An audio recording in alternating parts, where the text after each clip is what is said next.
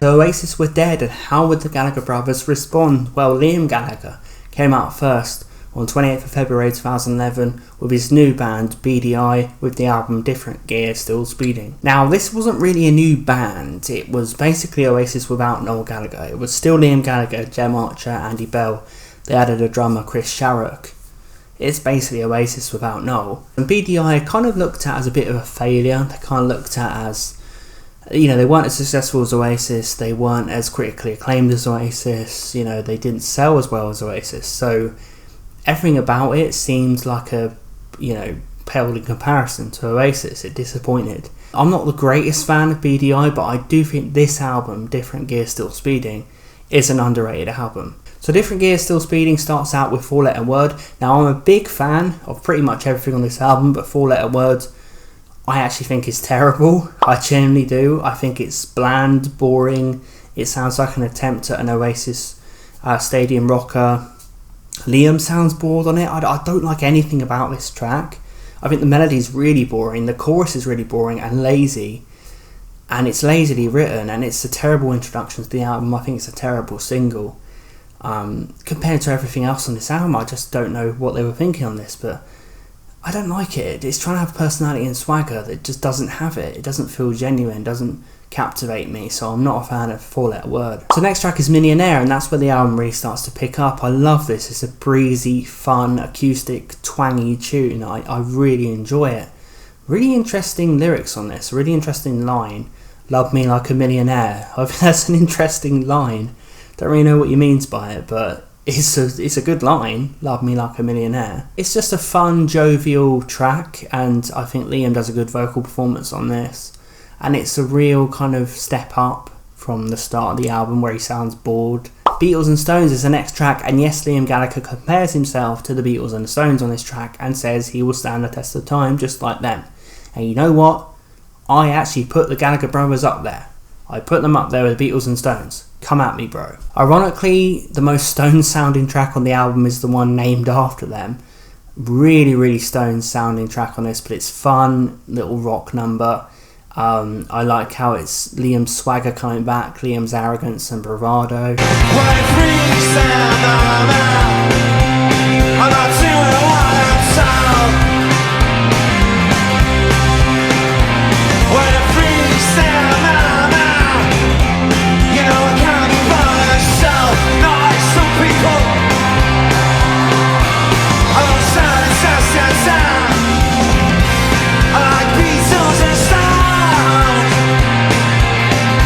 Great pianos on this in the background. Pianos play a big part on this album. Windup Dream, I love the guitar sound on it. I think it's a really, really decent little track.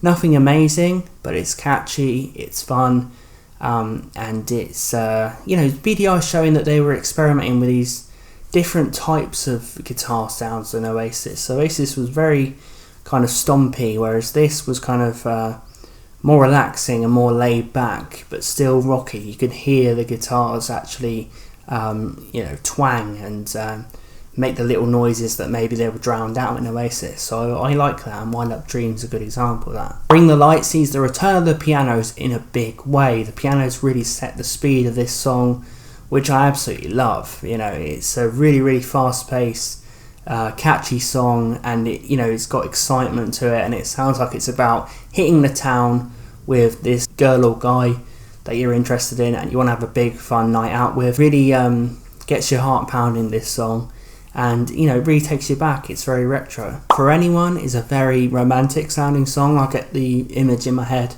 of a couple having a picnic or walking through a field. Again, Liam Gallagher shows that he can be romantic and sweet and pure when he wants to, and it's a very charming song, very laid back song.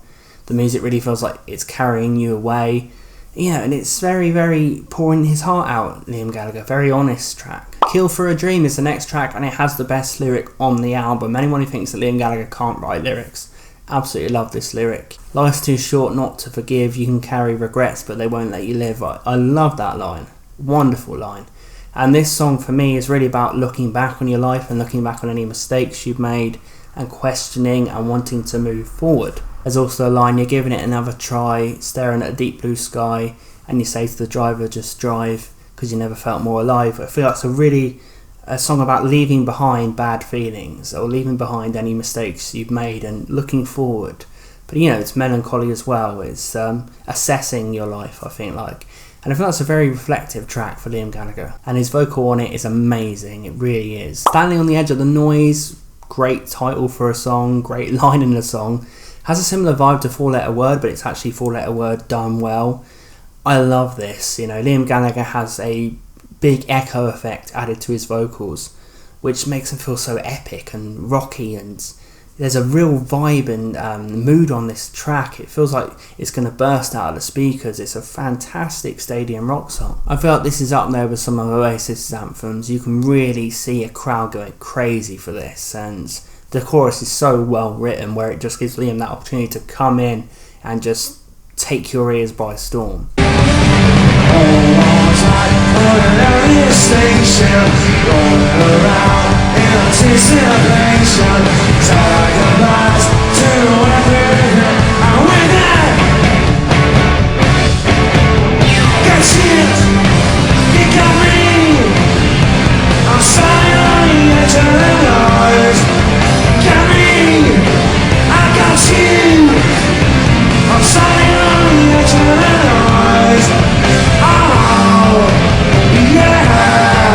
Wigwam is the Beatles. It's possibly the most Beatles song I don't even know Liam Gallagher's ever been involved with, even in Oasis. I mean, it genuinely feels like you're listening to Beatles in a good way. It has that psychedelic, catchy and pop vibe all rolled into one. I really, really like it. I feel like that sha-la-la-la-la that gets worked in is really reminiscent of those psychedelic Beatles songs where you didn't know where they were going to end up. They were just so trippy and hippie and druggy and dreamlike, basically. And I love the second half of this song where there's just sounds. It's a very psychedelic sounding second half of the song, and then Liam comes back in, building things up to a crescendo. Wigwam is an interesting song, and it's a very, very worthy tribute to the Beatles. At this point, we know that these guys are going to just harness the Beatles. For me, yes, Oasis and yes, Beady Eye, but they were so clear about their influences. They always said they're really influenced by the Beatles. So if it's good, I don't care if it's influenced by something else.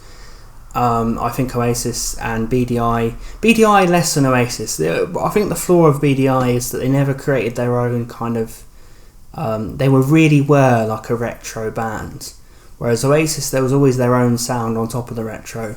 So that might be a problem. But in terms of song quality, if they were going to build on this album, build their own identity, which they actually didn't do, I think the next Beady Eye album, spoiler, is terrible.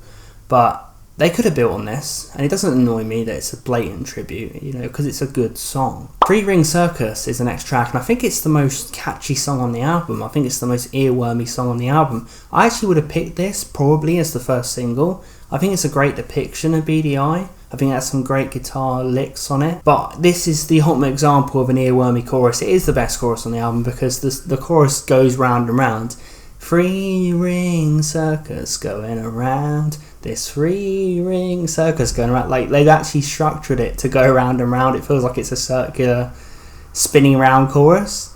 And you get that vibe, so it's always spinning around your head. And I think that's a well-crafted chorus, isn't it? So Three Ring Circus I really, really like. They probably should have done it as the first single. It would have grabbed more ears, in my opinion. The beat goes on into the next track, and it kind of has a Standing on Shoulders of Giants, Heathen Chemistry era vibe to it. It's kind of reserved but also stadium-esque. You can imagine a stadium singing along to this, dreamlike and very reminiscent of that era of Oasis music. Morning Sun, I think, is a great combination to the album. The echo effect on Liam's voice, very much like Standing on the Edge of Noise, but this time it's in this kind of laid-back, slow song, and it kind of gives Liam's voice a sense of menace, but a sense of finality to it. He's in my mind, he's in my soul, he's even in my rock and roll. Could it be about Noel? Could it? But it's an experimental track, it's slow paced, it reaches a crescendo, and there are some fantastic drums on this by Chris Sharrock, where the song's going so slow and so breezy, but it suddenly wakes you up and just goes into this really like euphoric guitar sound.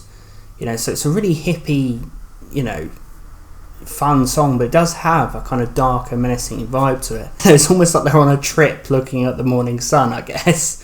You know, there is kind of that druggy vibe to it. Beady Eye, Different Gear Still Speeding, I think it's a really fun retro sounding album. You know, if you can't get over the fact that they're basically a retro tribute act in a way, it's not going to work for you, but I liked it. I liked how they had a laser focus on a specific 60s and 70s sound, and they just tried to harness it. And they did on several tracks. I feel like every track on this album is good, other than the debut, the first track, 4-letter word. I just, you know, I was entertained throughout, and I enjoyed Liam's voice. I enjoyed the how he wasn't just going for that rock personality. While he wasn't being original all the time, he was still trying to actually show some different sides to himself, and he was trying to use different vocal effects and the guitar sounds, you know. So this was a refreshing turn, and it showed that Liam was going to go a different direction to Oasis, while not maybe a very original one, but it's still a different direction, so it was still refreshing in that way. I thought this album was good. It was something to build on. It's a shame we got the next Beady Eye album, BE, and I'll get into that when we get into the review. Maybe I'll enjoy it more when I re-listen to it, but I really wasn't a fan of that album. But yeah, let me know what you think of Beady Eye, Different Gear Still Speeding. Do you think it's underrated, or do you think it's deservedly not viewed as a very good album? So thanks for watching, everyone. Please like the video, please let me know in the comments down below what you think of the album. Please subscribe if you enjoyed this, and we can discuss our music obsession. Join me for more Liam Gallagher, Noel Gallagher, Beady Eye reviews. I will see you guys in the next video.